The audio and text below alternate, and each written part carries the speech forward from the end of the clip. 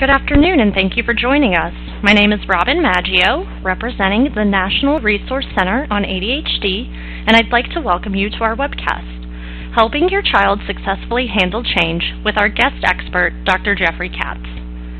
The National Resource Center on ADHD is a partnership between CHADD and the Centers for Disease Control and Prevention that serves as the national clearinghouse for the latest evidence-based information on ADHD. If you're looking for further information and resources about today's topic or ADHD in general, we have health information specialists available Monday through Friday between 1 and 5 p.m. Eastern Time. You can reach them at 1-800-233-4050. It is a pleasure to introduce today's guest expert, Dr. Jeffrey Katz. Dr. Katz is a child, adolescent, and adult psychologist and leading expert in the field of ADHD, learning disabilities, and behavioral problems. He's been in practice in the Hampton Roads, Virginia area for more than 25 years and is highly involved in the ADHD community. He serves on the National Board of Directors of CHADD as chair of the Public Policy Committee. He also sits on the editorial advisory board of the Journal of Attention Disorders, reviewing research that has been submitted for publications. Once again, we are pleased to welcome this afternoon's guest expert, Dr. Jeffrey Katz. Hello, everyone. So let me start with our outline for today. So these are the kinds of topics I want to make sure that we cover. How do people experience change? What are the genetic factors that have to do with handling change? Executive cognitive function, which you probably heard a lot about in relationship to ADHD. Then to talk about some practical advice for helping children with change, such as schedules and routines, dealing with tasks, changes in tasks. And then we'll talk a little bit about troubleshooting when things don't work right. And then, of course, we'll have time for questions and answers. So, change is often stressful. Any kind of change, you can be the most normal, average person, but when there's change, things are different. You have to adapt to it. You have to do things different than you had done before. Maybe you had to work out the way to do things, but it's not the same now. So change itself is stressful, and that doesn't necessarily make it bad. I mean, change is a part of life. You have to experience it. And in fact, learning to successfully adapt to change is an important life skill. And when people experience change, they learn from it. They can handle other situations better. They get experience with dealing with different kinds of changes or different kinds of people or different situations they're in. So although change can be stressful, it really is a part of things. However, it's different for some people also. One thing that we know is that temperament is fairly genetic. In other words, it's inborn. Some babies or some children, people are slow to warm up. They tend to be on the quieter side. Some people, their temperament is more easygoing. They're more out there. So there's different kinds of temperament that people have. Some children also have ADHD. Now, of course, that ADHD can be on top of the slow-to-warm-up child or the easygoing or more out-there child. And ADHD may affect them in different ways, but ADHD is certainly something that is going to have an effect on how someone handles change. The slow-to-warm-up kids, if a change happens, maybe they'll sit back and watch for a little while and then kind of see how they're going to get involved in a situation or with new people. Other kids just jump right into it, and other kids jump into it without even thinking about how the situation has changed, and that may or may not work. But there are different ways that people do it, and people with ADD certainly affects them too.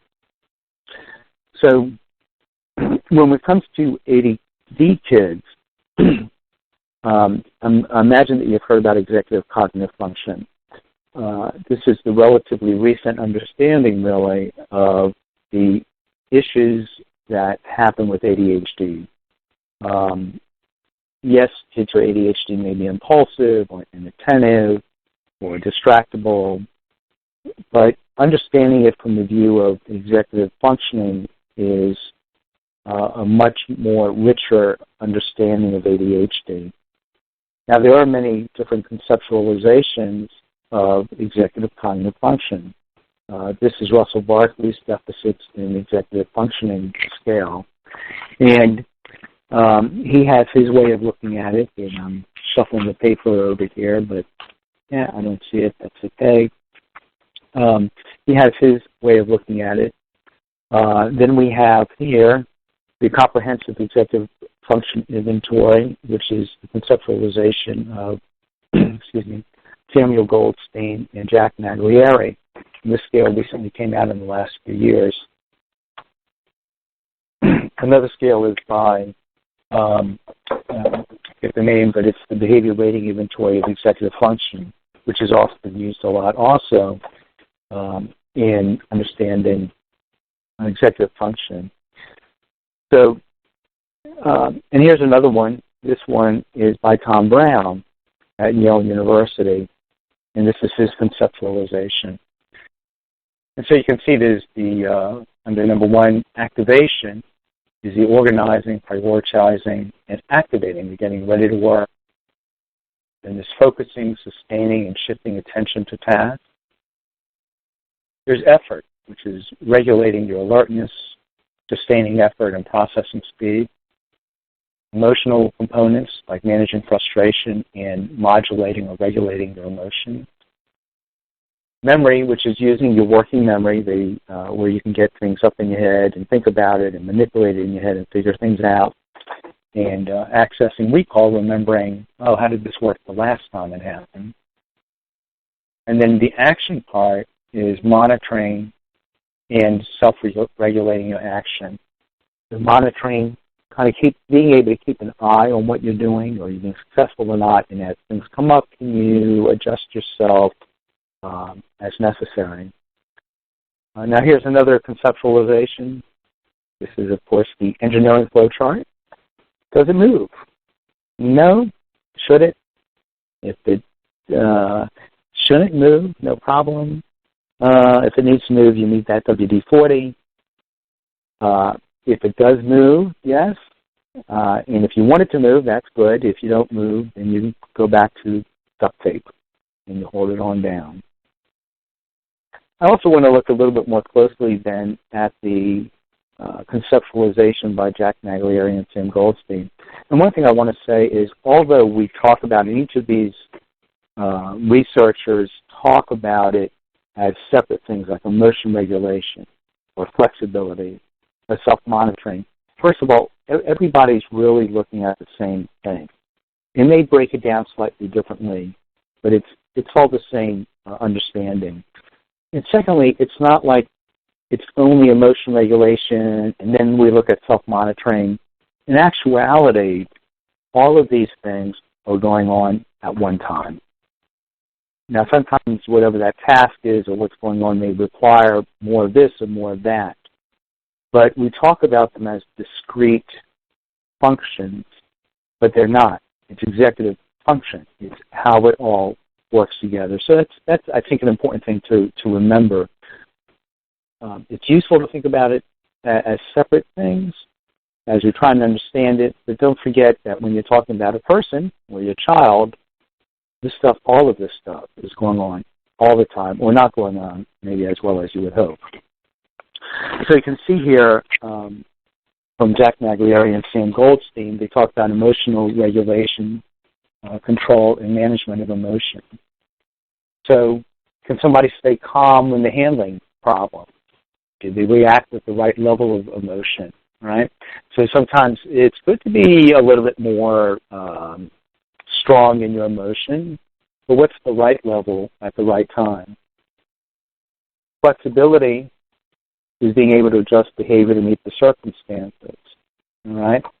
So if you always meet a certain problem and you approach it the same way each time, and then something else changes, are you going to be able to catch that there was a change and do something different? It has a lot to do with solving problems. If your first approach to it isn't working, can you think about how maybe to change it? Can you think about other approaches that you can use? Self-monitoring is the ability to evaluate one's own behavior in order to determine a different approach if necessary. You have to be able to keep tabs and have that picture of yourself and where you're getting with it. Can you tell when the task is completed? Or do you drop off before you're supposed to? Planning. So planning is thinking about what you need to do and how to get it done. And it's the thinking ahead part that's very important. What strategies can you use? How are you going to deal with different things that come up? Attention. Can you avoid being distracted by things that have nothing to do with the task? You know, like the squirrel out there. Maybe you're distracted by you're involved in a task and there's a little issue about this, but is that the main thing that you really need to pay attention to, or is it really the main part of the task that you have to go for? Can you concentrate on the task? Can you keep your attention on it? Of course, that's a big issue for people with ADD, is that persistence of effort. Then you see here inhibitory control. Can you control your behavior or impulses? Can you think about the consequences of what you're going to do before you do it? Can you think about the consequences before acting? Can you maintain self-control as opposed to letting emotions take control of you? It also has to do with keeping commitments. If you have a commitment to do something and then something else pops up, can you stick with what that commitment is? Also very important. Another one is initiation, and that's getting started.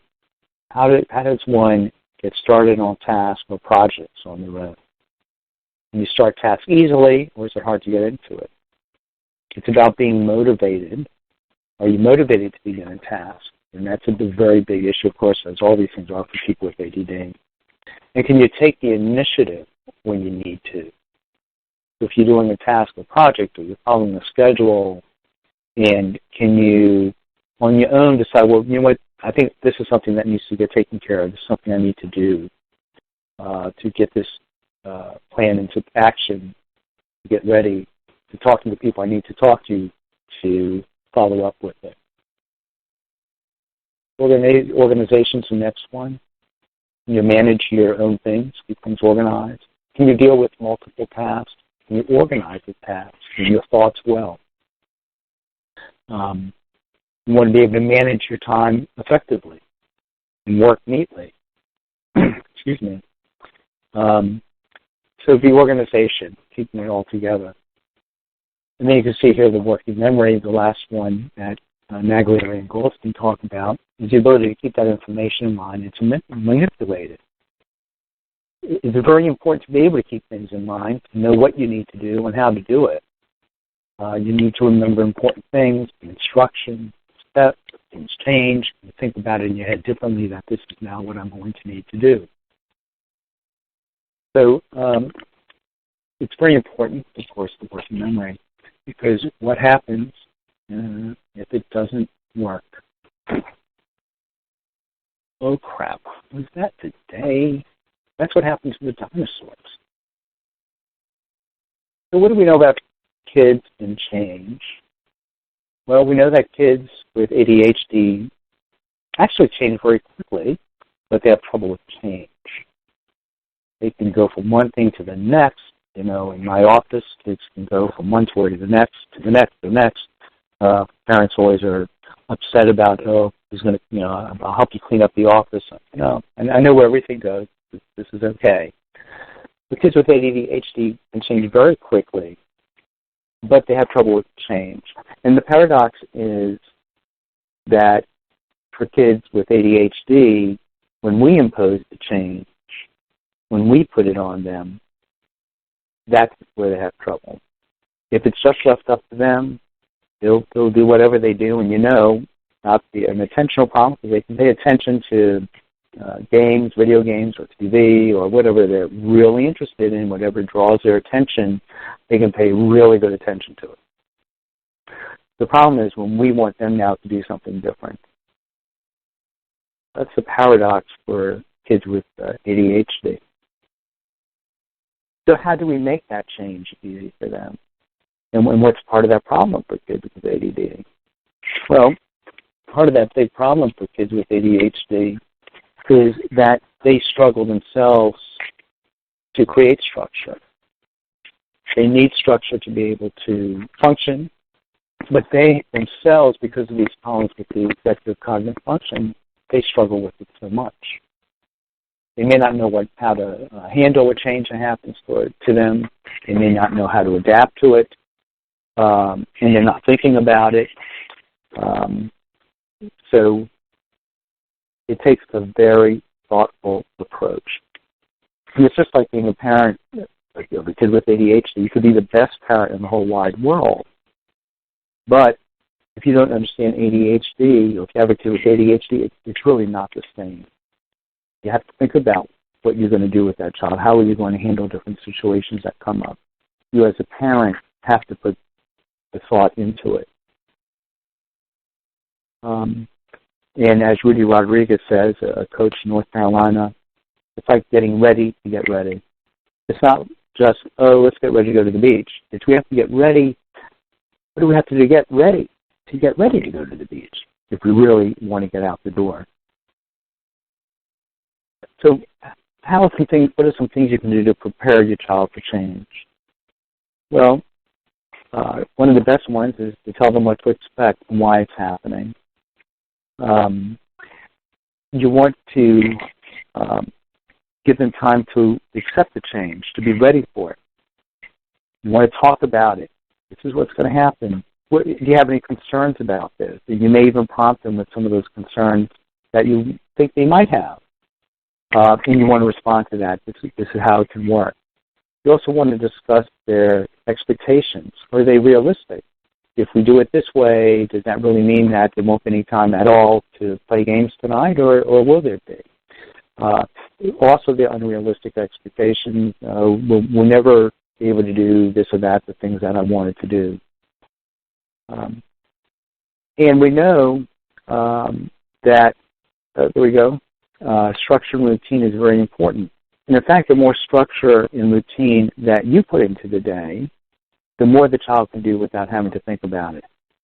It makes me think about something I understand about President Obama, is he always wears either blue or black, suits. And he said in an interview the reason why is he's got so many things that are important for him to be thinking about. He doesn't want to think about what he wears. He's just going to keep it to blue or black. He knows what he's going to wear, not a decision he has to make. So the more we can put that structure and routine in place, the child doesn't have to worry about that. And having daily routines helps children to feel less stressed. Now, it would be great if they could do what they wanted all day long and not have to worry about anybody else, but it really doesn't work that way. So having a daily routine about how things are going to happen does help the kid in the long run plan and know what they're going to do. And in fact, even over the summer, parents will often talk about, I'm not going to plan anything over the summer. The kid had a tough time in school. That usually doesn't work for a kid who's ADHD because there's going to be conflict. So I talk to the parents, even if you don't have any plans for the summer, you could have a daily routine where you have what time we get up, what time is lunch, is there quiet time after lunch, when is free time, when do you go out, you can go out and play with your friends, what time is there check-in or rest or snack in the afternoon, what time is dinner, and what time is bedtime. At least having that kind of routine and structure is good for the kid because then you can start adding in things that come up. Or part of that, too, is over the summer, since we're in the summer, kids will come in and they are all the time bored. Now, they may have some ideas of things they want to do, but you can't necessarily do it today when they think about it and not want to do it. So I very much talk to parents about having calendars. And you can have calendars showing the weeks of the summer. And if we want to go to the water park, yes, we'll be able to do that. In fact, we're going to do it on 2 weeks on Wednesday. I'm going to put it on the calendar right here. So the kid sees that it's going to come up and they don't have to worry it's not going to happen. Or, if there's shopping to do or whatever activity, if you get it up on that calendar, the kid doesn't have to worry about it's not going to happen because they may not be keeping in their working memory that, Mom said that we're going to be able to do it sometime, but I'm afraid we're not, and now I'm all upset. No, it's going to be on the calendar. Another thing that's really important to do is to prepare for unexpected changes, right? So we know that there are going to be unexpected changes. Things aren't going to work out well. I'm looking outside, bright sunny day here. Oh, it's getting windy. We're going to have a thunderstorm this afternoon. I hope that the kids are going to be able to handle not going to school today. So preparing for the unexpected is very good. And in fact, setting up that secondary strategy to use if things have to change is good. So maybe in the morning you talk about it, we're going to go to school this afternoon, but if it is going to thunderstorm and we're not, well, this is what we're going to be able to do instead, a secondary strategy. So preparing for change, oftentimes using visual cues are very, very helpful. And again, you can see why, because with the working memory issues and the planning and being able to have, for the kids to be able to work within that structure, visual cues are often very helpful. I mentioned calendars already. You could have kids draw pictures and use different colors to show different schedules or to show which day it is. Is this a day with swim lessons or is this a day with doctor's appointments? And in fact, of course, the more you engage the child in this process, the less they're going to be bothered by the change, the easier it's going to be able for them to work with the changes that happen. You can have that checklist for the day's activities. Go through that in the morning, especially when it's going to be different. In fact, you can have the child check off during the day as you get through each activity that was going through the day, what they've been doing. And it's to bring that child back to, this is how our day is, this is what we're using to keep our day moving and to keep everybody happy. And then this I was reading from someone, I thought it was very interesting. They said to disrupt the schedule in unexpected, fun ways. Excuse me. And their point was to change the routine up every once in a while, or help, because you really want children to learn what to do or how it's going to happen when something doesn't work the way it's been expected. So if you personally disrupt the schedule in an unexpected fun way, for example, we have time down for schoolwork or working in a workbook. A lot of parents like to keep their kids up with the math or whatever. And you may be halfway into that hour or whatever, and you say, you know what, let's go out for some ice cream. You all have been working real hard. So you disrupt that schedule. You make it a little bit more fun. Kids have a love-hate relationship with routines and structure. Like I said, if they don't have the structure, things can get a little bit wild. With the structure, they feel more calm. But at the same point, with kids with ADHD, if things are always the same, then it's not fresh anymore, it's not exciting, it's not interesting, and then it's harder to keep them to do it. So going down here, you see you can use reminders to prepare for the change. Give advance warnings. People use timers, calendars again. You have different signs to put up on the bedroom door for how the schedule might be different or what might be different coming up. Or like we do at home a lot of times, the mirror in the bathroom, because kids go to the bathroom often, is we use dry erase markers and we write on the mirror what's going on that day, what's going to come up, what might be different. Also be very repetitive. The more you remind a kid in different kinds of ways about what to expect, the better. So if something is going to come up that's going to be out of the ordinary, bring it up multiple times at different times during the day. Talk about it in different ways. To give unexpected reminders is kind of interesting too. Let's say you have a kid who's going to camp, and rather than coming home on the bus that day or you picking them up and coming home, you have a doctor's appointment. Well, maybe in their lunch you put a note about the doctor's appointment coming up. It's just another reminder during the day of what we're going to be doing. The crucial transition time, also very important. Keep your child busy, because having nothing to do can be very, very difficult for a child with ADD. So you may have things, music for them to listen to, books, have things for them to draw with, or electronics, different kind of games to play. But you want to be prepared for when it's a wait time. You have to have them prepared for waiting, particularly like if you're in a waiting room or you go to the mall and you're waiting for the movies to start. So those kinds of transition times are very, very important to also think through. Now, what about handling new tasks?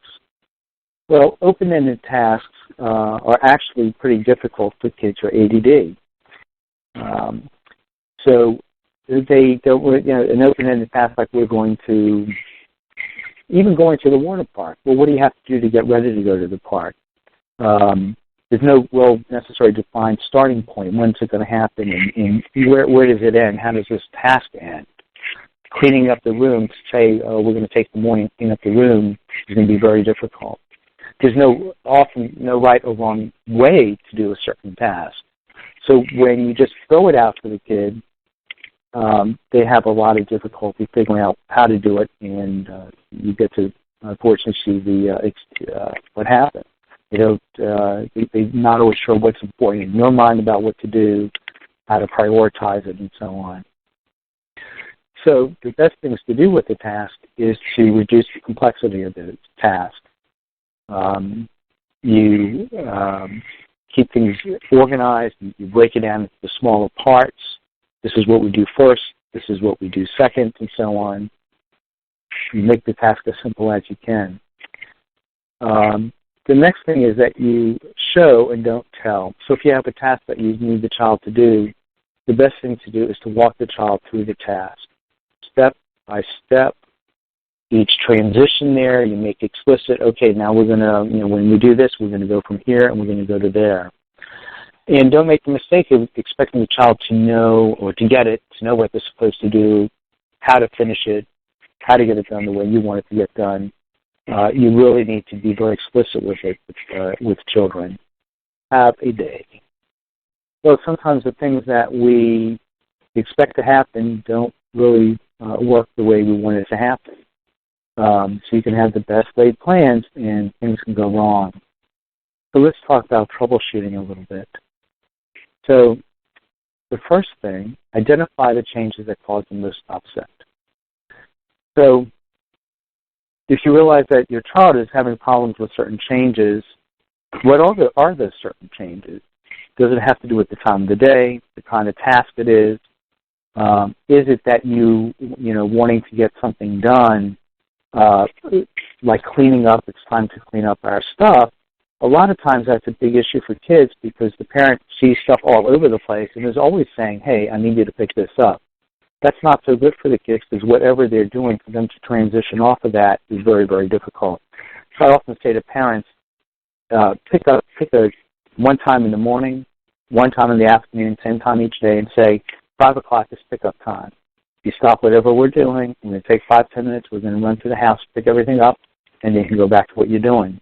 And don't do it again at 5:30 or 6 o'clock. Just pick a couple times during the day. Identify the changes that cause most upset and to adjust the changes if you can. So the first thing is it's always easier to adjust the environment around the child, to adjust things around them than to make the child do differently. So if you can make changes yourself to the schedule or the routine that's causing problems, that's usually the best thing to do. The next thing would be to teach coping strategies to help regulate the emotions. So there are going to be times that there are going to be changes. So what can the child do? Can they walk away? Can they ask for help? Can they breathe to a count of 4? Don't tell your child just take deep breaths. Children really don't understand what that means. Tell them to count to 4 slowly is often the best way to go. after teaching coping strategies, the next thing would be to make a script for the unexpected changes in practice. So again, if you have a certain time of the day or a certain situation that causes problems, work it out with the child about how we can get through these changes. You can walk through it with the child. You can role play with the child. How are we going to handle that situation? And then you see handling emotions. You want to help your child to learn when they're becoming upset, to let you know that, Mom, I'm having trouble with this change, and that's okay. Let me know. But is it that their heart is beating fast? Are they feeling hot? A lot of kids, are they holding their fists tight? Can you help them to identify when they're experiencing that stress that comes along with the change? And then teach them coping strategies to help regulate those emotions.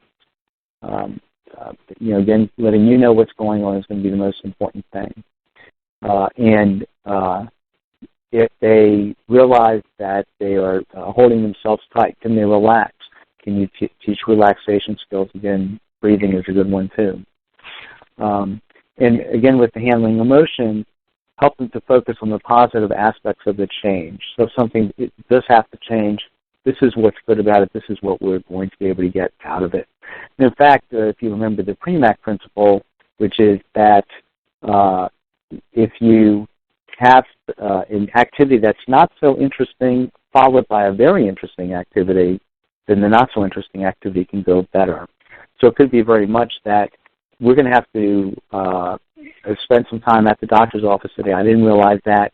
If we can get through that, then we'll have time to get ice cream afterwards. And then you're connecting the good activity with activity that's tough, and the kids are more likely to get through it well. Mom, what is normal? It's just the setting on the dryer, honey. That's all it is. So all those things that we're talking about when it comes to change affects all children. I mean, it's not just kids who are ADD. The problem is with kids who are ADD, these things often can be much more difficult. But even normal kids go through all these same issues and have the same kinds of concerns that happen. As a parent, what you get to do is you have to go with the flow too. Because if you're not handling it well, kid's not going to be able to handle it well. It's going back to the idea of being thoughtful about the schedule, the routine, what your child is going through, and thinking through how can I help my child, how can this work for my child in the best possible way. So these are some of the references that I have used in putting this talk together today. And I'm very interested in what kinds of questions that you all have, questions or situations that have come up for you, and let's see how you might be able to handle it. All right. Thank you, Dr. Katz.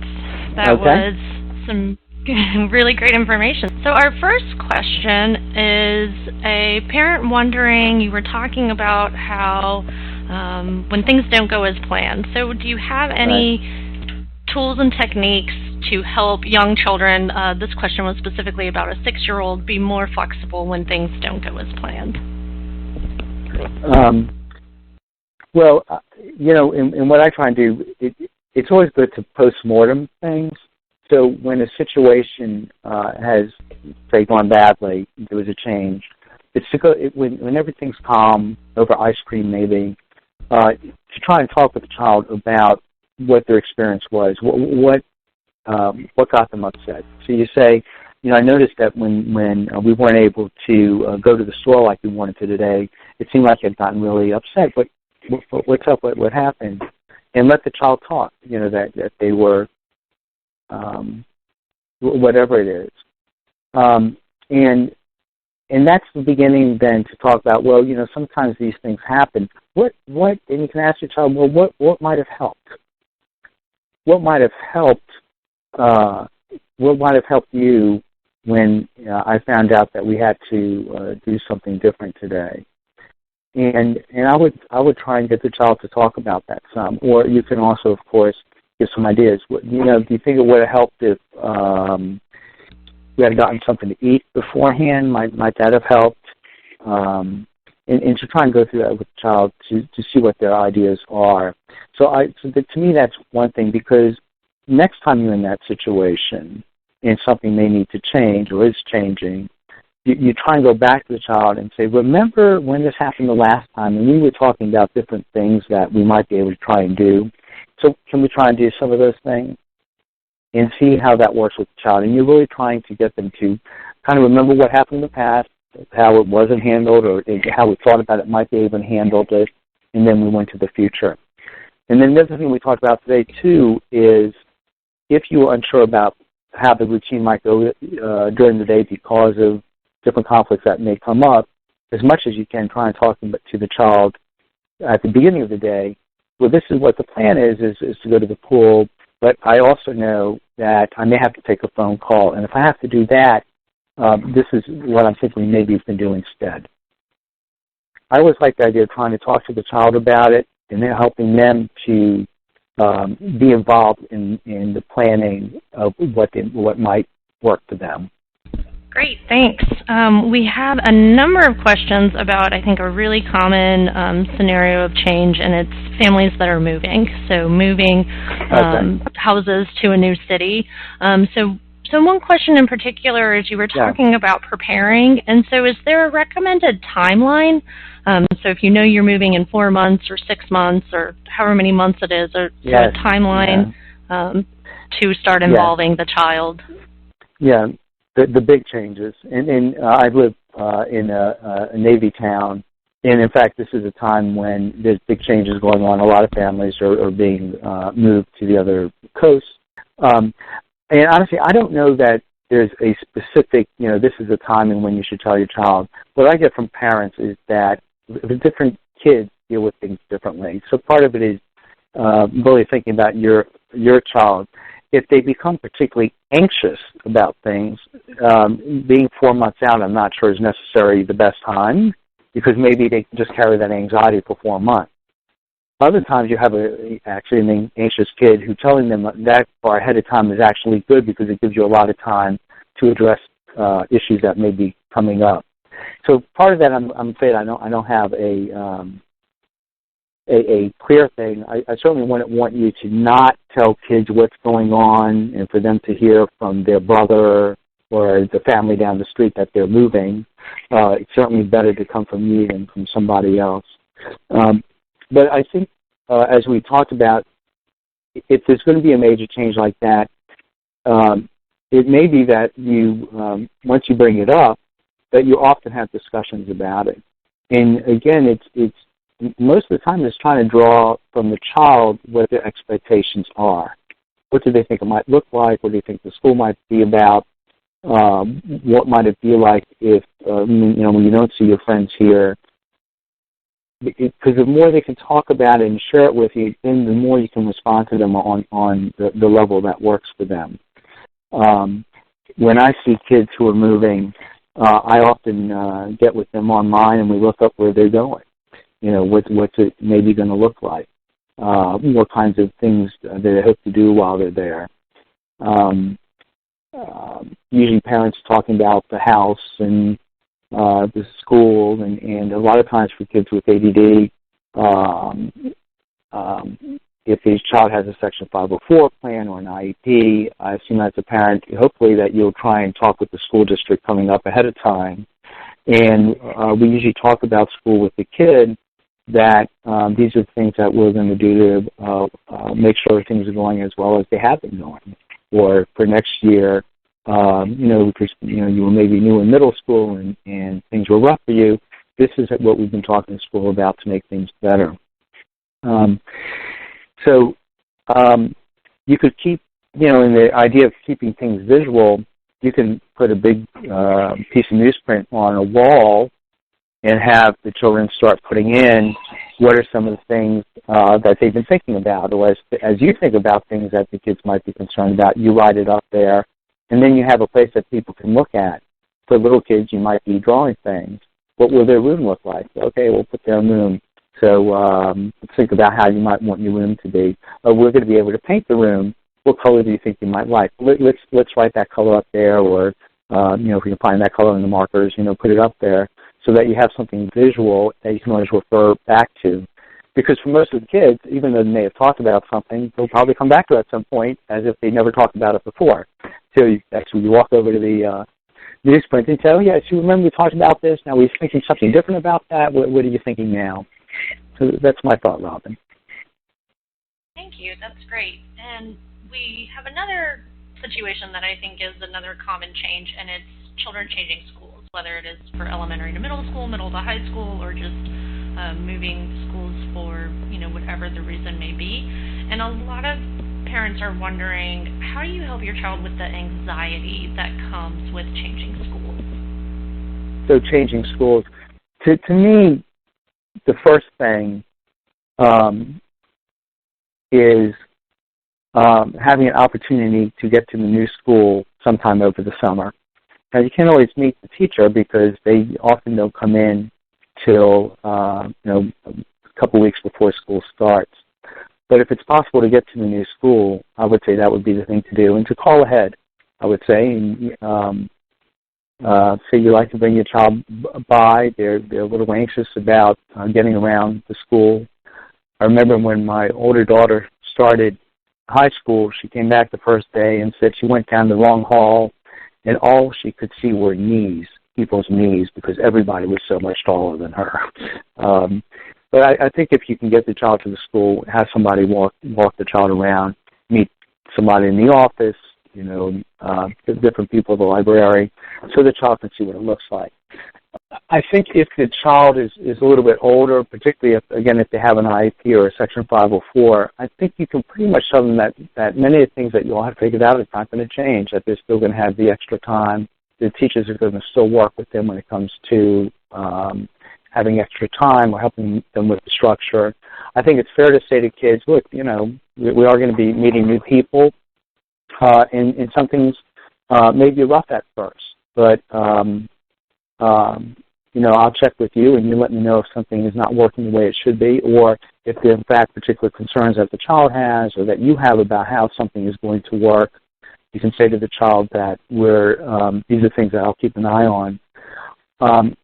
I often say to parents that if the child, for example, is going to be in the same school but a new grade, I usually talk to parents about meeting with teachers about 2 weeks into school. And the reason it would be 2 weeks into school is I would want the new teacher to at least know who your child is, so that if you say their name, the teacher has a sense of who your child is. And then you can talk about what your child's needs are and what things have worked well for your child in the past. If you were really new to the school and if the child has an extensive IEP in fact, it may be that meeting with the teachers before school starts to review the IEP, accommodations, what your child's needs are, can be helpful too. And again, I would let the children know, that you've met with the teachers and this is how we have things that are going to work. Certainly, if you know other children who are going to be going to that new school, or if you can get in contact with parents, maybe through a local CHAD support group, and they have kids who are going to that school, and you can get together with those kids, those parents, that would always be a good thing. The hardest thing for a child is not having somebody to talk to, not having a friend to stand next to. So those are things I would say right off the top.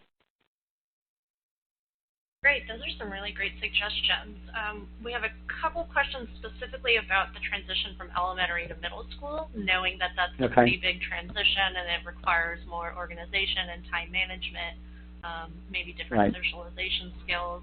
Can you provide a couple of tips specifically for that time change, the entering middle school? Well, when you talk about the transition between elementary and middle,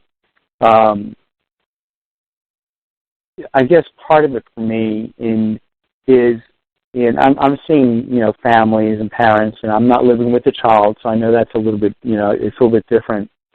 But I don't want to throw it all on the child that they're the ones who are supposed to figure out what to do. I really don't think that's fair. I think if the child has ADHD, this is what they have difficulty with, all those executive cognitive functions. So rather go with the child and say, well, look, where do you think where do you think it's going to be difficult for you? This is kind of what I've heard about the school. These are some things that people say happen in middle school. What do you think might be tough for you?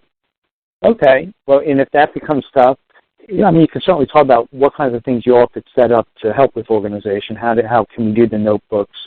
Almost invariably, whatever you all might figure out about having separate notebooks, one for each different class, that's going to change in 3 weeks when they find out having all of the notes in one notebook is the way to go, because you just don't know.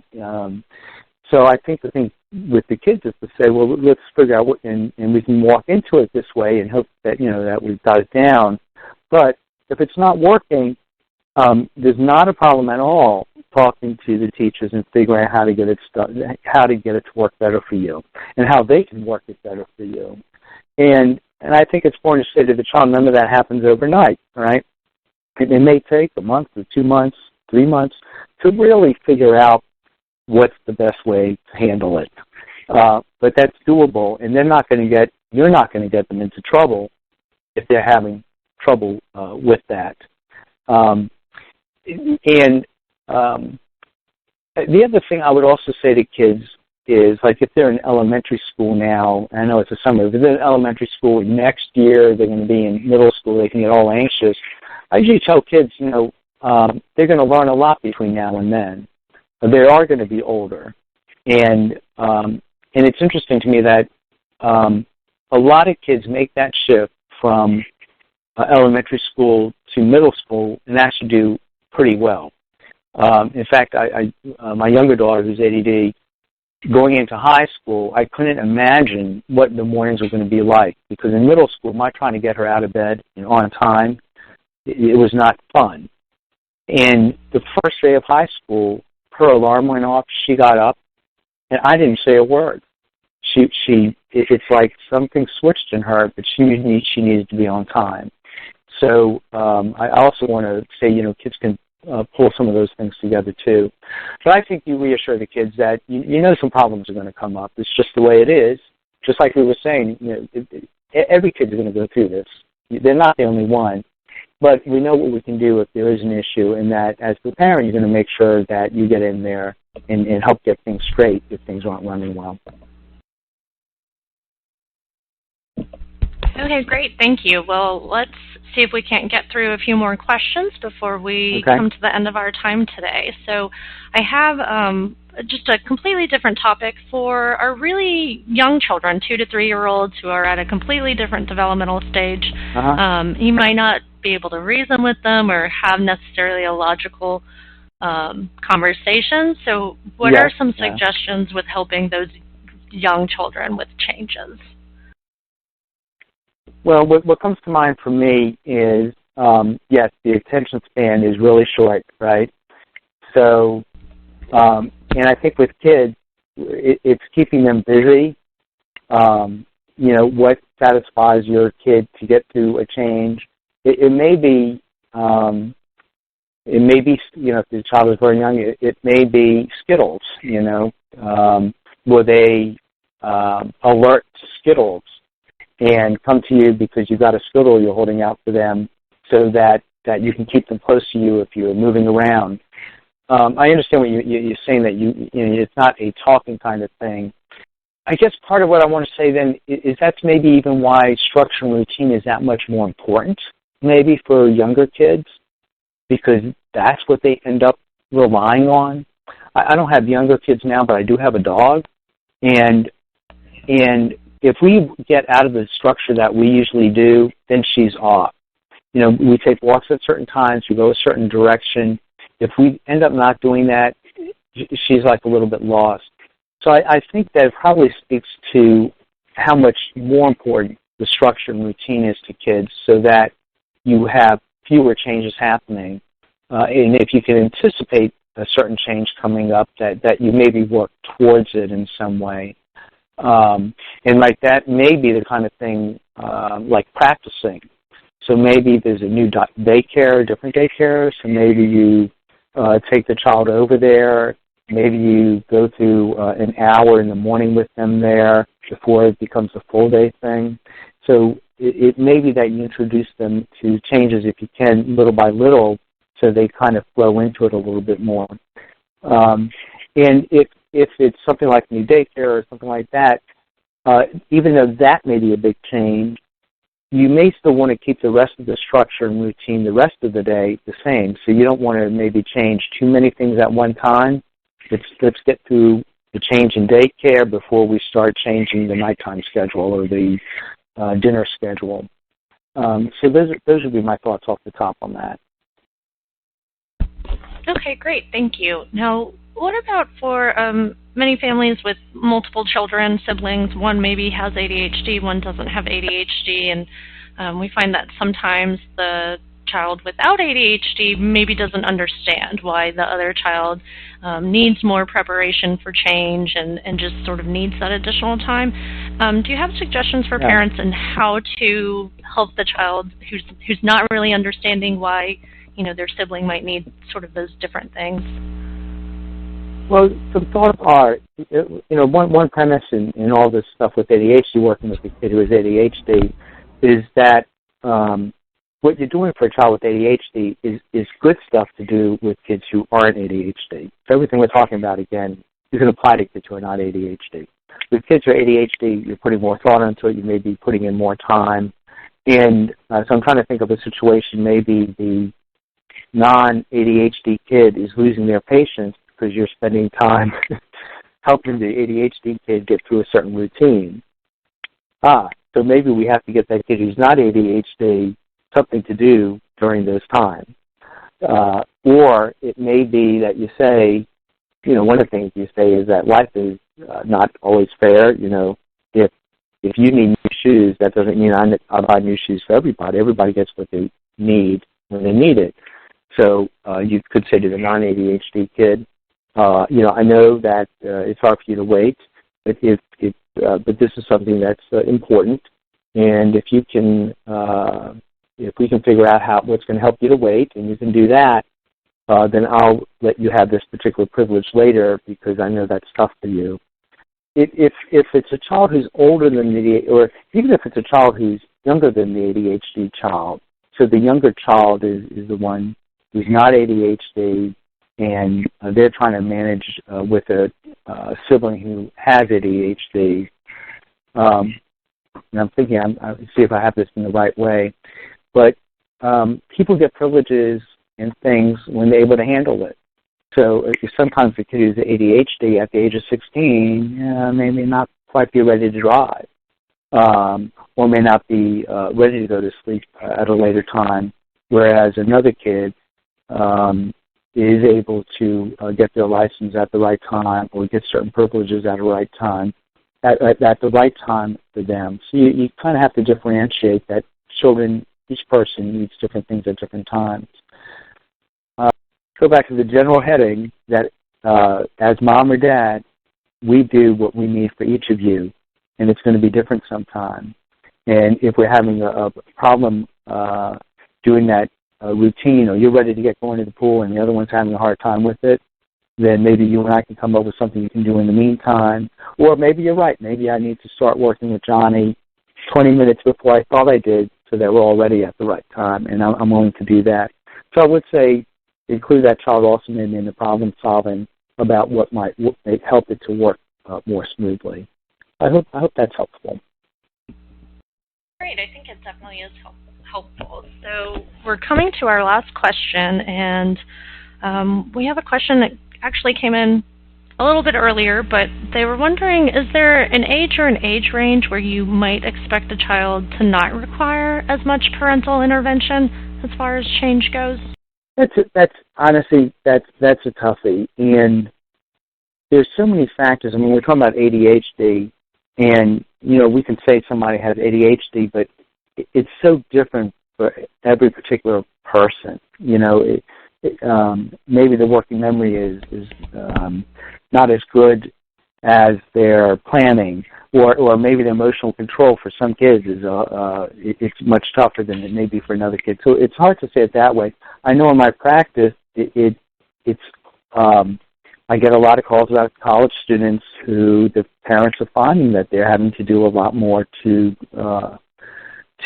help them, or older kids who come back home to live or don't leave the house and are having trouble getting themselves a job, getting into a routine that works for them.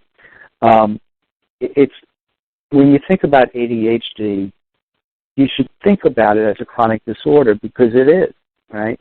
As somebody gets older, hopefully they get a job that they enjoy.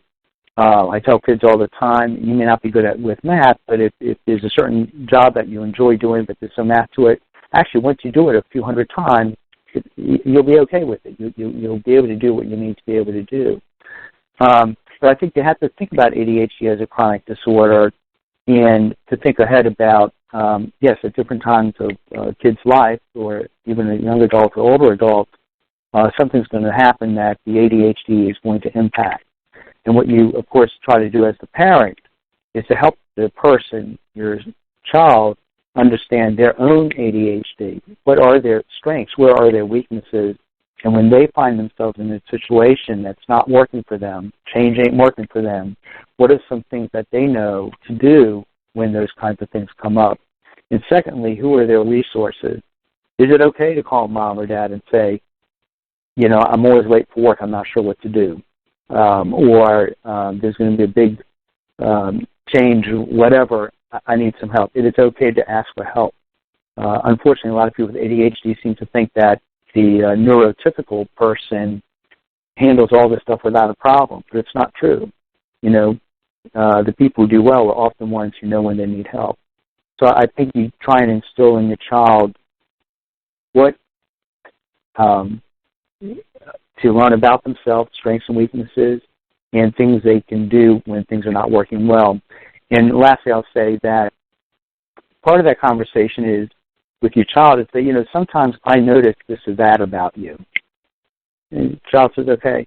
You say, if I notice that you seem to be getting stressed out a lot, is that okay if I say something to you about it? And most kids, even adult kids are going to say, oh, yeah, if you notice me doing that, for sure. And I would take that and say, okay. And so you have some permission to give the kid feedback for something that you may have noticed or maybe concerned about coming up. I hope that was helpful, too. Great, thank you. I think it definitely was helpful, and just want to thank you, Dr. Katz, for your insights and suggestions today, and of course to thank all of our participants for joining us. This concludes our webcast.